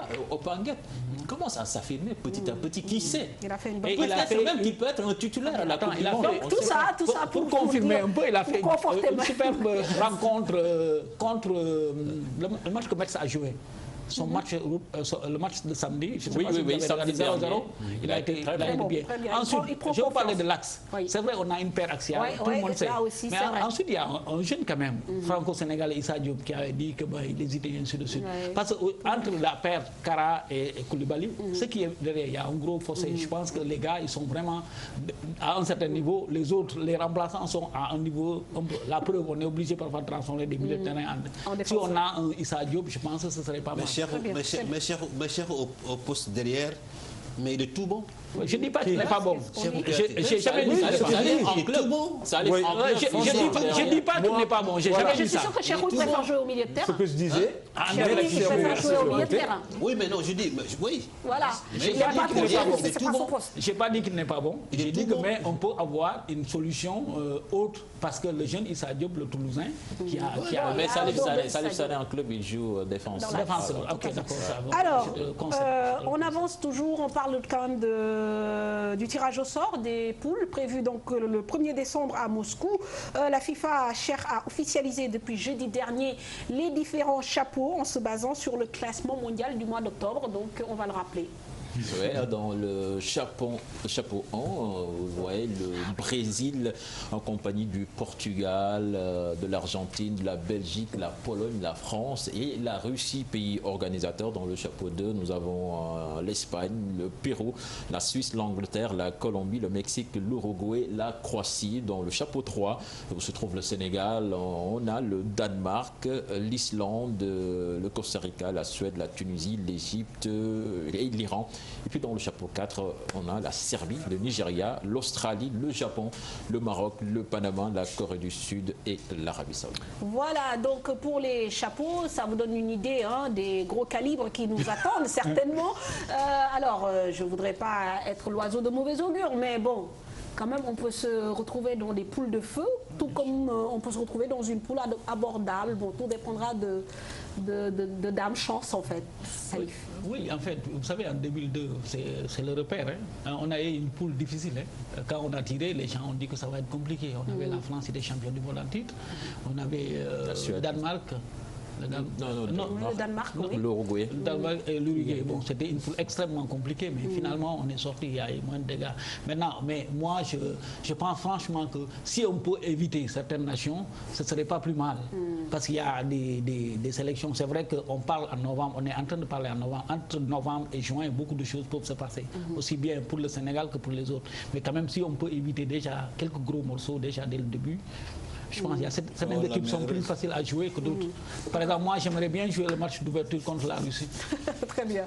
Alors, de toute façon, il ne faut pas... Il faut souhaiter que la personne soit vraiment heureuse. C'est Gary Lineker, oui, le consultant de Sky.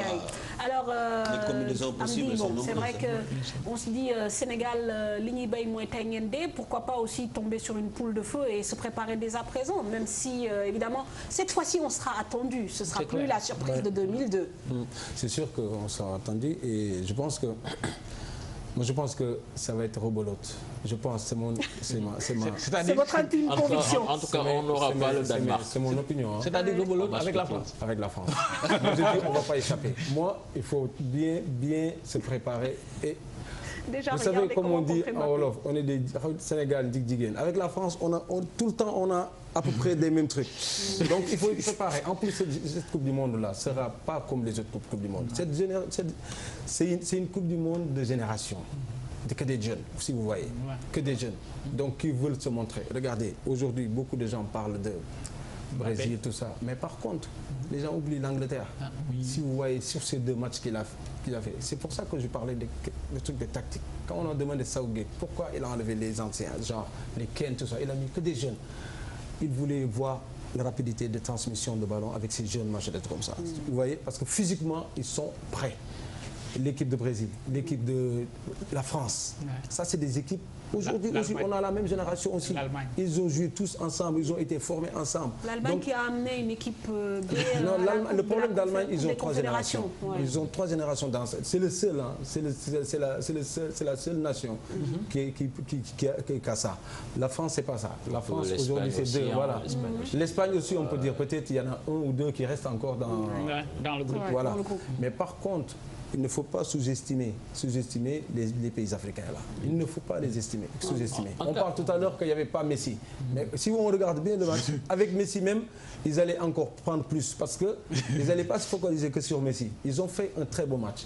Et là, tous les Africains, moi j'étais trop content de voir des matchs amicaux comme ça. C'est pour ça que je pense que, j'espère que le rêve ici au Sénégal, c'est avant de partir à la Coupe du Monde, c'est de nous pouvoir, c'est pas moi, donner 2 bons matchs ici pour qu'on puisse au moins voir nos joueurs, comment ils vont aller là-bas mentalement. Surtout que ce soit encore des grandes nations. Si la pelouse est bien faite. C'est ça. Et Mayacine, cette équipe du Sénégal qui va jouer la Coupe du Monde, et quelque part, elle ne va pas y aller en inconnu parce que c'est une génération de joueurs qui a joué des grandes compétitions. Ils ont joué les Jeux Olympiques. Et cette équipe du Sénégal a éliminé l'Uruguay. Et puis il y avait Suarez et Cavani, c'était la pointe de l'Uruguay. Et bon, je me dis que nos joueurs-là, forcément, même si on n'a pas ce jeu léché, technique, quand même, ils ont quelque chose. Et c'est des talents individuels qui peuvent faire tout le temps la différence. Parce que la génération des Hamdillah, quand même, ils étaient fortement critiqués lors de la CAN. Ils ne marquaient que sur des phases arrêtées en 2002. Mais c'est à la Coupe du Monde que le jeu s'est complètement transformé. Après notre défaite contre l'Arabie Saoudite. Mais ils sont sublimés. Ouais. Et nous, on espère ça pour cette équipe du Sénégal. La Coupe du Monde. Vous savez, il n'y a aucun joueur qui va jouer une Coupe du Monde et qui ne se sublime pas. Il va faire même ce qu'il ne sait pas faire. Il va aller au-delà de ses possibilités. Parce que c'est la Coupe du Monde. C'est l'occasion ou jamais, quoi. C'est l'occasion ou jamais. Moi, j'ai toujours trouvé le Ghana meilleur en Coupe du Monde qu'en Coupe d'Afrique. De toute façon, en Coupe d'Afrique, c'est plus dur. Jouer une Coupe d'Afrique, je pense que c'est beaucoup plus dur. Parce que ici, c'est beaucoup plus. Voilà, beaucoup plus physique. L'organisation tactique aux oubliettes, je pense, au bout de 10-15 minutes de jeu. Donc, en Europe, c'est beaucoup plus classique. Bon, les pays occidentaux, on va dire. Donc, on espère que quand même le Sénégal produira du beau jeu, ce qu'on attend aussi. Donc, tirage au sort. Le 1er décembre. Oui, bien sûr, gagner et passer le premier tour. Je pense que c'est. Les deux vont de pair. On peut aussi bien jouer et gagner. Quand on parle de jeu, on peut parler de jeu peut-être plus cohérent, quoi, qu'il y ait plus de cohérence, de lien entre les lignes, c'est ça. Par contre, là, ça va être automatique. Par exemple, on voit le Sénégal à la Coupe du Monde, c'est automatique. On ne va jamais parler déjà. Parce que c'est sûr, comme ce qu'il disait, tu pars en Coupe du Monde, tu es piqué. Parce que c'est un événement que, voilà, que tu sais que c'est le plus haut niveau du football. Donc tu es obligé de hausser ton jeu. Mais là, par contre, quand je parle de l'équipe nationale, il faut qu'on leur mette la pression. Moi, j'étais un ancien joueur. Mais est-ce que c'est pas lié aux adversaires que nous avons également aussi? Non, mais ça peut être ça aussi. Parce que pour jouer, il faut être 2 aussi. Mais ça peut être aussi, parce que ça dépend de l'adversaire qui est en face aussi. Si vous avez regardé le match Sénégal-Algérie, match amical. Très bon match. Mais parce que on fait une erreur à la fin, on le refait pas. Je dis, c'est l'adversaire. C'est-à-dire que quand vous jouez contre un adversaire également aussi, qui cherche à jouer, n'est-ce pas? Pourtant, c'était le cas contre l'Afrique du Sud, mais on n'a pas... Contre l'Afrique du Sud. L'Afrique du Sud. C'est une équipe qui joue bien au dernier match. Polo Koné. Oui. Le premier match. On a une équipe joueuse qui a ouvert, qui a essayé de jouer. Bon, mais à un moment donné, comme on était un peu perdu sur le terrain. Mais c'est normal. On avait 15-20 minutes de souffrance. Mais c'est normal, parce qu'on marque très tôt un but. Mais comment vous pouvez comprendre, par exemple? On parle des jeux. Comment vous pouvez comprendre, par exemple? Comment vous pouvez comprendre? Contre la Tunisie, le premier match. Contre la Tunisie, on gagne. C'est bien, on applaudit. Mais qu'est-ce qui s'est passé? Ils ont refusé le jeu au Sénégal, c'était juste, on essayait de jouer avec les contres. Regarde le deuxième match, personne n'attendait le Sénégal jouer comme ça, contre la Zimbabwe, le Zimbabwe. Donc après, je me pose des questions, j'ai dit pourquoi ça? On leur demande de faire ça, c'est eux-mêmes qui prennent l'initiative de faire ça. Oui, contre la Tunisie, c'est normal. C'est le premier match. Oui. La Tunisie également, c'est un adversaire effectivement. Vous pouvez dire, il y a beaucoup de choses qui sont passées entre nous, cocasses et tout. Donc, il fallait effectivement... voilà. On ne pouvait pas venir et se lâcher. Il fallait, parce que tu sais, quelquefois également aussi, il faut être observateur. Parce que nous avons des vidéos également aussi. Parce que quand nous regardons des équipes, n'est-ce pas, et quand vous faites des vidéos sur des équipes, souvent, quelquefois les gens ne comprennent pas pourquoi quelquefois on ralentit, pourquoi on joue de cette manière. C'est parce que c'est lié à ce que nous avons vu. Mais quand nous avons marqué le but contre toute attente contre la Tunisie,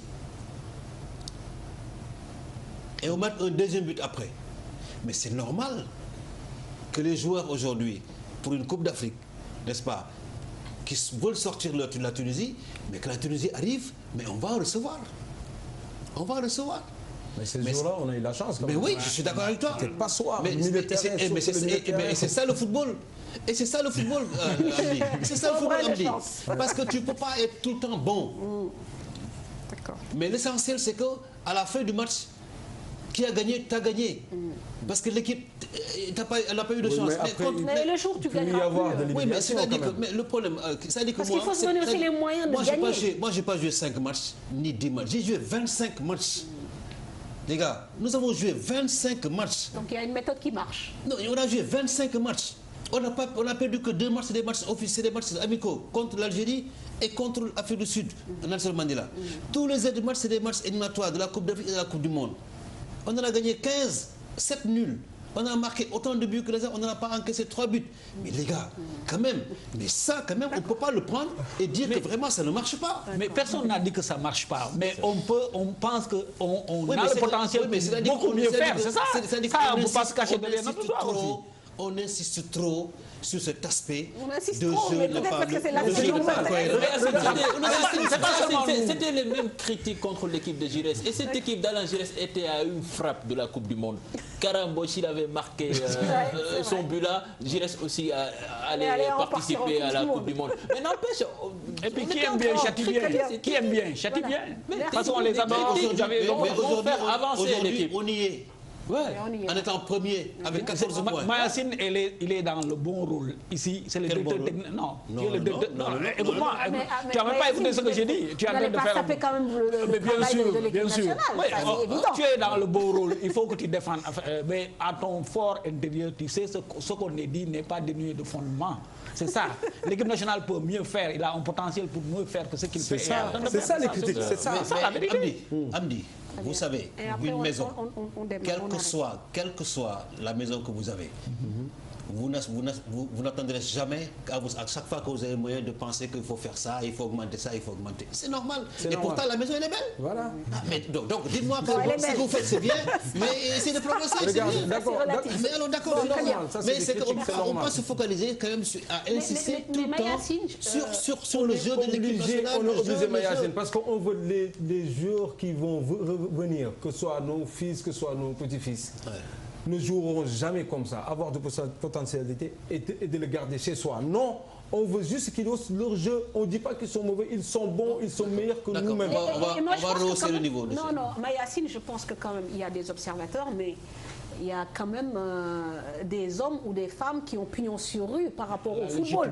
Je veux dire que Amdi Faye parle de ça, que Manfatou ou Chertidiane qui ne jouent pas au ballon le disent. À la limite, on peut dire non, ils aiment critiquer. Mais quand Amdi Faye, qu'un autre joueur le dise, ça aussi quand même, ce ne serait que modestie que de prendre en compte ce genre de remarques. Oui, mais ça dit que... Non, mais parce que vous voulez absolument ne pas parler de ça. Non, j'ai dit qu'on insiste trop sur ça. On insiste trop sur le jeu de Lyon. Ça dit qu'on insiste trop sur le jeu de Lyon. Sur quelque chose qu'on peut faire. On insiste trop sur le jeu de Lyon et qu'on ne fait pas. Mais d'accord, il faut être d'accord avec moi, ce que je dis. On insiste trop sur un aspect sur lequel... Mais très sincèrement, Mayacine, les gens ne font pas mieux que ce qu'on fait. Vous devez être à notre avis, parce que vous êtes une équipe africaine quand même. Il y a une équipe africaine qui fait mieux que ce que nous faisons. Dites-moi. Sur le plan Dites-moi. Non, je ne parle pas de jeu. Je dis sur les résultats. D'accord, très bien. Mais alors, les résultats souvent peuvent être... Mais c'est ce qui est le plus important, c'est le résultat. Quand tu fais un petit sondage parmi les techniciens africains... Et les résultats. Qu'est-ce que vous voulez qu'on prenne le ballon qu'on a fait? Mais ça reste tout là, ce petit... Tous nos joueurs qui jouent, mais ils jouent à quel championnat ils jouent? Dans quelles équipes ils jouent? C'est des équipes qui subissent. Sauf Naples. Qui cherchent. Naples ne subit pas. Qui subissent. Naples ne subit pas. Mais c'est un seul. C'est un seul. Quand tu sors Kouli, quand tu sors Sadio Mané, tout le reste. Rien à voir. Parce que tu peux pas jouer. Le discours de Dabo. Tu peux pas jouer. Tu peux pas faire un championnat dans lequel, à chaque fois que tu joues ton championnat, tu subis, tu défends pour ressortir. Tu défends pour ressortir. Tu as la majorité des éléments qui viennent en équipe nationale. Tu veux lui dire arrêtez-moi ça et maintenant prenez-moi le ballon. Non mais Mayacine, quand même. Moi j'ai fait les deux, ça n'a rien à voir de jouer en équipe nationale et de jouer en club. Rien à voir. C'est pas le même niveau. En club, vous dites toujours, vous faites un mauvais match, vous dites ouais, je me loupe aujourd'hui, demain je peux me reprendre. Mais par rapport à l'équipe nationale, vous jouez un match dans un mois, ça n'a rien à voir. Le niveau est plus élevé que le championnat de France ou n'importe où. Mais donc, d'accord avec moi que donc quand vous venez en équipe nationale, vous jouez dans un autre système et vous êtes aidé par les meilleurs joueurs de ce pays-là. On est content du parcours, on est très content. Mais on pense qu'avec le potentiel qu'on a encore une fois, on peut faire mieux. En équipe nationale, c'est les meilleurs joueurs de ce pays-là. Vous comprenez? Ça n'a rien à voir avec le championnat. Et en plus, on parlait tout à l'heure de l'Argentine. Regardez cette équipe argentine. Les critiques ne vous aident-ils pas dans votre travail depuis le début de ces éliminatoires? Vous dites qu'on critique beaucoup le jeu de l'équipe nationale. Ces critiques ne sont-ils pas bénéfiques par rapport à votre travail? Par rapport à quoi? Par rapport au travail que vous faites au quotidien. Vous n'écoutez jamais les critiques? Mais on écoute. Ah, très bien. Mais on écoute. Mais vous les prenez en compte? Mais on prend en compte. Parce que si celles qui nous conviennent, on les prend, mais celles qui nous conviennent, on les prend pas. met un attaquant de plus contre le Cap-Vert pour gagner ce match, c'est peut-être parce que si l'équipe les critique. Est-ce que moi je peux fermer les oreilles quand Amdi parle ou bien quand vous parlez vous? J'ouvre les oreilles pour tout le monde, moi. Très bien. Donc vous écoutez les critiques. Mais les critiques ne sont pas dénuées de sens. Mais par contre, nous croyons à quelque chose. Justement, ça. Nous croyons à quelque chose. Vous êtes libre de défendre. Nous écoutons, mais nous croyons à quelque chose. Vous avez une philosophie de jeu. Votre objectif, c'est de gagner. Nous croyons à quelque chose. Peu importe la manière, c'est ça. C'est-à-dire, nous croyons à quelque chose. Non, mais bon, allez-y jusqu'au bout de votre logique. L'objectif, c'est de gagner, peu importe la manière. C'est ça. Parce que c'est ça, en fait. C'est effectivement ce que je suis en train de dire par rapport à cette équipe. Si nous allons à la Coupe du Monde et que nous jouons moins et que nous arrivons en finale, mais vous n'allez pas venir me dire ici vous avez joué mal. Bon, Fatou, vous ne direz pas que vous avez joué mal. Si on va en Coupe du Monde et qu'on gagne un match en jouant très mal. Non, mais oui, pourquoi pas? Très bien. Mais pourquoi pas? D'accord. Mais c'est comme on l'a fait. On le fera en Coupe du Monde. Vous l'avez dit, l'équipe de 2002. Alors, regardez. Allez-y. On peut jouer mal. Regardez, par exemple, l'équipe de 2002 quoi? L'équipe de 2002 quoi? Oui. Est allée en quart de finale. Oui. Et pouvait aller en demi-finale. Oui. Mais alors, et pourtant, c'était devant qui? C'était devant de grosses équipes, de grosses équipes. Donc, ce qu'ils ont pu faire, nous pouvons le faire également aussi. C'est clair. Évidemment. Et vous avez bien dit, que c'est une équipe qui ne joue pas bien. Et cette équipe a plus de talent que l'équipe de 2002. Qui joue plutôt encore. Cette équipe du Sénégal a plus de talent que l'équipe des Africains. Regardez le banc de cette équipe nationale du Sénégal. Mais donc, ne soyez pas alarmiste par rapport à ça. On n'est pas alarmiste, Mayacine, encore une fois. En tout cas, moi, je ne suis pas. Les gens sont exigeants parce qu'il y a la qualité dans cette équipe. Non, on n'est pas alarmiste, non. Mais si. Parce qu'en fait, vous n'avez pas confiance à la limite. Si. Non, mais parce que le jeu qui est déployé et qui nous permet de gagner, pour vous, ne peut pas nous amener loin. Mais c'est la réalité, dites-le comme ça. C'est votre point de vue. Mais si. Ça veut dire que donc, vous, les critiques en fait émises par les uns et par les autres ne sont pas acceptables. C'est ça. J'ai jamais dit qu'elles sont pas mais si, mais qu'est-ce qu'on a dit? On dit que cette équipe du Sénégal là, Diao l'a dit, je l'ai dit, Amdi l'a dit, cette équipe est meilleure que celle de 2002. Ok? On a un potentiel extraordinaire. Moi, j'ai eu la chance de voyager récemment là en Afrique. J'étais allé au tournoi de l'UFOA. Mais chaque entraîneur que tu interroges sur l'équipe du Sénégal, on pense que le Sénégal va être le meilleur représentant Afrique en Coupe du Monde. Parce que cette équipe-là, avec ce qu'il a, ça va être dur de l'arrêter. Maintenant, bon, on attend cette étincelle-là qui va faire tout. C'est ça qu'ils te disent. Et puis quand tu regardes, oui, ils te disent qu'ils n'ont pas fondamentalement tort. Il faut l'allumer. Oui, pourquoi pas. Oui. On ne parle plus d'exploits individuels que de collectifs, c'est ce qu'on dit aussi. Donc voilà, les critiques aussi sont faites. Mais la plupart, tous les buts qu'on a marqués, c'est individualité. Et puis voilà, c'est jamais construit. Oui, mais nous sommes 11 à marquer un but. Il n'y a pas un seul ou deux qui a marqué 2 ou 3 buts. Ça veut dire que simplement qu'à chaque fois, il y a une possibilité à donner à quelqu'un de marquer. Parce qu'aujourd'hui, ce serait dangereux pour nous. S'il y a un seul ou deux qui marquent seulement des buts. Comment on a marqué? Moi, j'ai dit la dernière fois. Comment on a? Moi, peut-être c'est des conseils que je donne à Léo. Notre point fort, c'est pas dans le jeu. C'est pas dans le jeu, c'est des coups de pied arrêtés. On avait un CV. Comment il s'appelle CV? Oui. Qui le tirait bien, il n'est plus là. On avait un Poulidio qui le tirait, il n'est plus là. Il a pris un Gana Gueye et après, vous voyez, ça s'entraîne. on lui demande de prendre, parce que c'est notre point fort, chaque coup de pied, on marque des buts. Donc, est-ce qu'il essaye surtout de nous prendre quelqu'un à l'entraînement qui puisse tirer 50 coups francs pour que... La dernière fois, on lui donne les coups de pied arrêtés. Notre atout, c'est ça, et tous les ballons, il l'a mal négocié. Et pourtant, il peut le faire. Ce qu'on demande, moi, c'est juste encore des conseils que je donne. Notre point fort aujourd'hui, c'est les coups de pied arrêtés. Donc il faut bien qu'on s'applique. Un de nos points forts, voilà. Je peux dire même ça marqué en contre-attaque. Attention, ça fait combien de temps qu'on n'a pas marqué ce coup de pied arrêté? Ça fait longtemps quand même. Oui, mais le dernier, c'est avec Moussa Wagué qui tire le coup franc. C'est ça. On a des grands gabarits. Kara, il n'a pas marqué sur corner. Après la Coupe d'Afrique, les deux, ils ne sont pas revenus en Coupe d'Afrique, en équipe nationale. C'était Ngana qui tirait ça. À chaque fois, ce n'était pas bien tiré. Donc, il faut, quand tu as des atouts comme ça, il faut miser là-dessus, prendre quelqu'un qui peut bien faire des centres. Et qui, pourquoi pas? De toute façon, les coups de pied arrêtés, maintenant, c'est les occasions de but dans le football moderne. Ça, tout le monde le sait. Alors, donc, ne soyons pas nihilistes, Mayacine. Je ne vais pas ouvrir encore une discussion avec... C'est pas de discussion. Moi, j'ai bien dit, c'est des conseils. C'est des conseils. Aujourd'hui, je ne suis pas dans les staffs pour dire à Ali, faire ci ou faire ça. Aujourd'hui, je suis à la télé, je lui dis, ces gens-là ne le s'il est connaissent capable. pas. Les gens ne savent pas que tu as été mon joueur en Coupe d'Afrique. Je sais, mais toi, donc, c'est-à-dire aujourd'hui... le premier à qui il m'entraînait, lui, en junior. Aujourd'hui, eux, ils ne te connaissent pas, moi je te connais bien, je te connais très bien.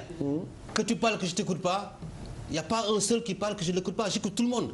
Mais nous discutons. Nous discutons. Moi, je dis exactement ce que je pense réellement de l'équipe. Vous me dites ce que vous pensez. Mais pour dire seulement, quand vous dites qu'aujourd'hui, les balles arrêtées, mais il y a des équipes, le Cameroun a été champion d'Afrique combien de fois? 20 fois, 10 fois. Ce n'est pas le jeu. Mais c'est ces balles arrêtées-là. Il te rend compte, il a deux corners, il le met au fond et puis c'est terminé. C'est terminé et puis c'est parti. Oui, mais Yacine, ça c'est des anciens temps. C'est des anciens temps. Quel ancien temps? Le football aujourd'hui va 2000 à l'heure. Oui, mais d'accord. Donc avant c'était quoi le jour africain? C'était 2 mètres et puis costaud. C'est plus le cas ce que nous maintenant. fait gagner également, vous le dites, c'est le coup de pied arrêté.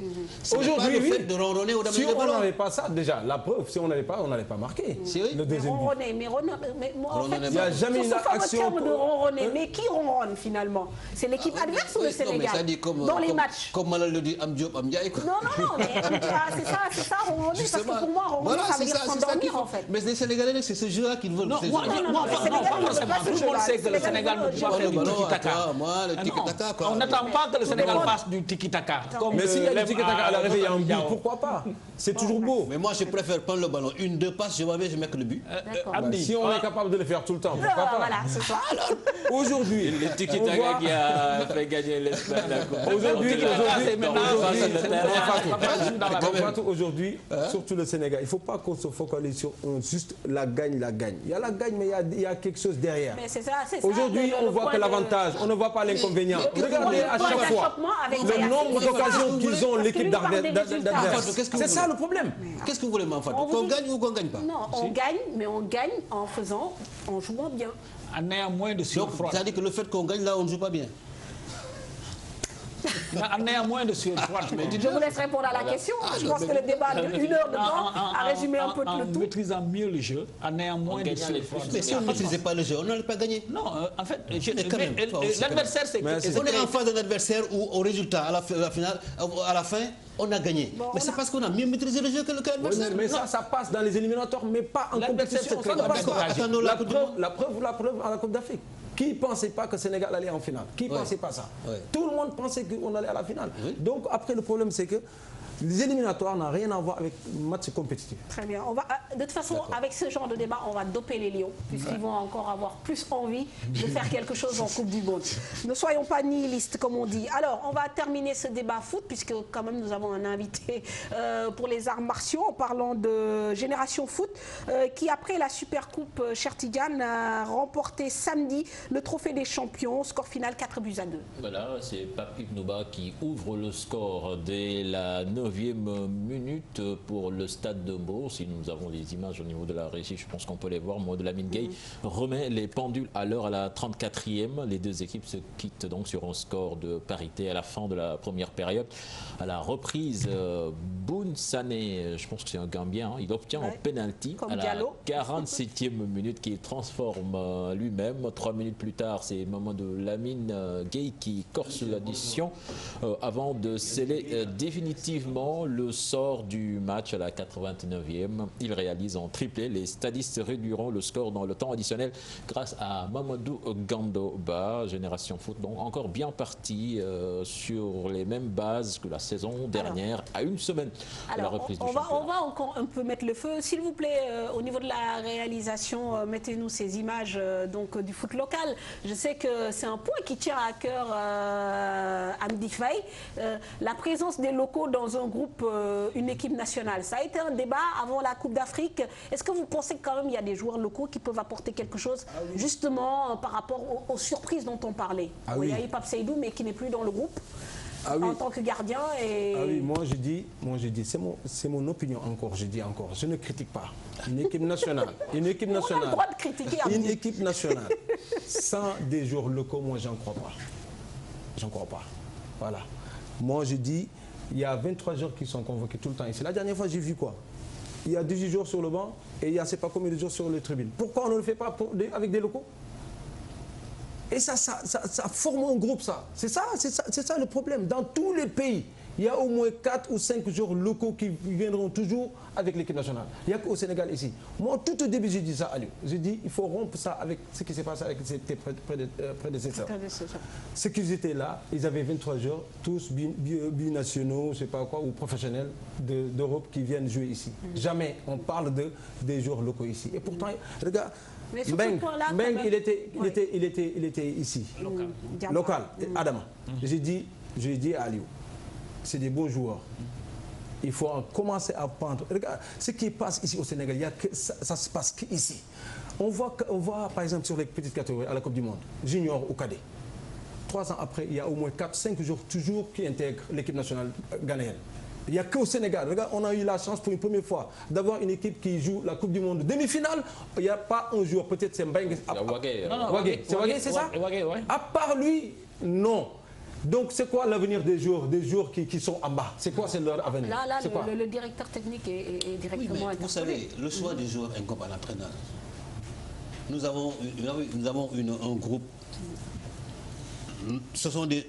Adam Mbeng, il vient à peine de quitter le championnat local. Pape Seydou à peine, Ismaël Sarr à peine. Donc c'est des garçons en fait. Mais pourquoi on attend Mayassi? Oui, mais ce que vous me dites, Amdi, ça veut dire, vous me dites que quand il y a de bons joueurs, il faut les laisser là-bas et compléter les 3 jours par jour local qui sont moins bons. Non, rien à voir. Mais c'est comme ça, c'est ce que vous me dites. Non, écoutez, une sélection, c'est la sélection des meilleurs. Si les 23 meilleurs ou les 25 meilleurs sont à l'extérieur, mais on les prendra. Mais Ismaël Assar a attendu 2 mois avant de quitter Génération Foot, je crois. Et puis pour être... Il était dans le pipeline. Pourquoi Ismaël Assar, il devait être sélectionné ici avant de partir? Très bien. Adam Mbeng, la même chose. Non, mais attends, à la décharge d'Aliou, je pense qu'il a convoqué assez de joueurs locaux. Par exemple, contre le Niger, je prends l'exemple contre le Niger, il y avait le joueur du Casa qui allait en Turquie. Diata Sané. Salif Sané. Il y avait Mamadou Silla. Il y avait le gardien de Niari. Même le jeune de Djambar, là, comment il s'appelle, qui joue à des centrales, à des gauche. Ariel Mendy, c'est ça? Non, je pense qu'il a... Tu vas parler d'eux que ce match-là, parce que peut-être il y avait des blessures ou des machins. J'ai des souvenirs... Vous savez, souvent, quand quelquefois des joueurs... parce que ce qui peut arriver dans un regroupement, parce que des blessures peuvent arriver.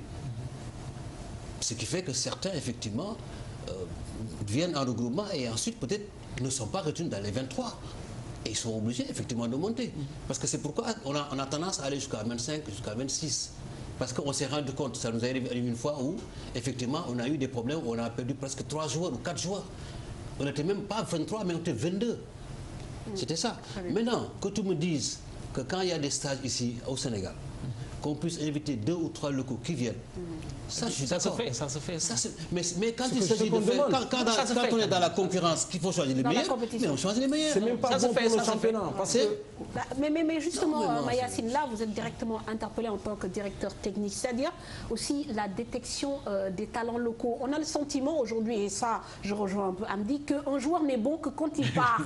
Et finalement, quand il est là, bon, il est placé en seconde catégorie. Alors, aujourd'hui, quelle est votre, vous, par exemple, quelle est votre capacité d'influence par rapport à ce genre de décision? Il part à quel moment?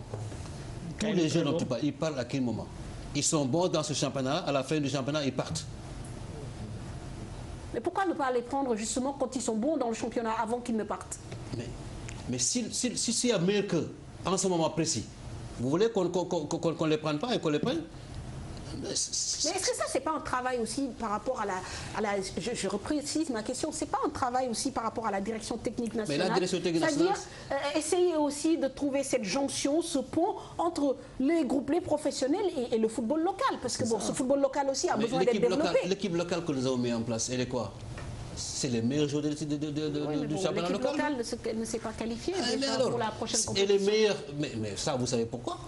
Mais parce que simplement nos meilleurs partent. Et c'est tout simplement, il n'y a pas d'explication. Si nos meilleurs restaient, à chaque fois qu'on va dans une montée de champ, mais on irait. Mais si aujourd'hui on joue un championnat et tout de suite après maintenant nos meilleurs joueurs partent, cette équipe de Moustapha Seck, elle a été renouvelée combien de fois? 2 ou 3 fois? À chaque compétition. Alors, chaque tour, il y a un problème. Maintenant, le joueur pour qu'il soit convoqué en équipe nationale, mais il faut que l'entraîneur soit convaincu, n'est-ce pas, des possibilités du joueur. C'est aussi simple que ça. Mais il ne l'amène pas parce que simplement il y a de la place. Non, je ne pense pas. Je ne pense pas. Si vraiment il y a quand on ramène un joueur local dans l'équipe nationale, nous, quand on était en équipe nationale, je me rappelle, quand il y avait des joueurs qui venaient, déjà, le professionnel, il veut se montrer qu'il est professionnel. Le local, il veut se montrer comme quoi tu n'es pas plus fort que moi. Donc ça fait un bon diapason là-dedans. On ne peut pas tout le temps. Ça, moi, je ne suis pas d'accord. Regardez, comment ça s'appelle, l'équipe de la Zambie. 4 professionnels qu'il y avait et pourtant ils ont pris la coupe. Là, tant qu'on continue comme ça, on n'ira nulle part. On ne peut pas prendre une Coupe d'Afrique sans des joueurs locaux. Il y a des joueurs ici qui sont capables de jouer dans l'équipe nationale là. Et ça fait un bon... Donnez-moi par exemple comme ça un joueur. Voilà, c'est que Ali m'avait demandé au début. J'ai dit, qui c'est qui pouvait être dans cette équipe nationale? Il m'avait demandé, allez, c'est ça. Au début quand je l'ai dit, boy, il faut penser aux jeunes là. Donnez-moi un joueur là actuellement. Non, l'année dernière, aujourd'hui il n'y a pas de championnat. Par exemple, si on prend le championnat de l'année dernière, un gars comme Ibrahim Niane, il aurait bien pu intégrer l'équipe nationale A. Salif est en train de rire parce que... Non, mais quand même, c'est... Je sais que tu es un grand supporter d'Ibrahim Niane. Je sais que tu es un grand supporter d'Ibrahim Niane. Non, c'est des joueurs qui n'ont pas peut-être assez de... un petit peu de... Comment il s'appelle? De confiance. Comme par exemple le joueur qui était en Angleterre, qui est parti à Yahaf, là, Bah, ouais. Donc ça, c'est sûr, il va relever encore ce niveau. Il n'y avait pas... C'était un niveau régulateur. Et c'est sûr que... Quoi? C'était un bon joueur. C'est un bon joueur talentueux. C'est ça qu'il faut oser. Et Mayacine, je pense que moi, aujourd'hui, ce n'est pas à l'UCC que je parle, c'est à vous. Puisque vous êtes ici au Sénégal et vous regardez le match championnat du Sénégal. Donc vous, ce que je demande aujourd'hui, vous devez jamais l'accepter. Vous devez vous-même imposer ici, dans cette équipe nationale, que vous regardez tous les championnats le matin, qu'il doit y avoir des joueurs des locaux dans cette équipe nationale. Le championnat, on n'a pas besoin de regarder tous les jours parce qu'on connaît les bons joueurs. Parce que quand on met en place une sélection locale, c'est parce que c'est une sélection qui est... C'est pour ça qu'il faut user là-dessus. Prendre des joueurs, certains joueurs pour préparer le relais. Merci. Mais il ne faut pas tout le temps préparer le relais sur des professionnels.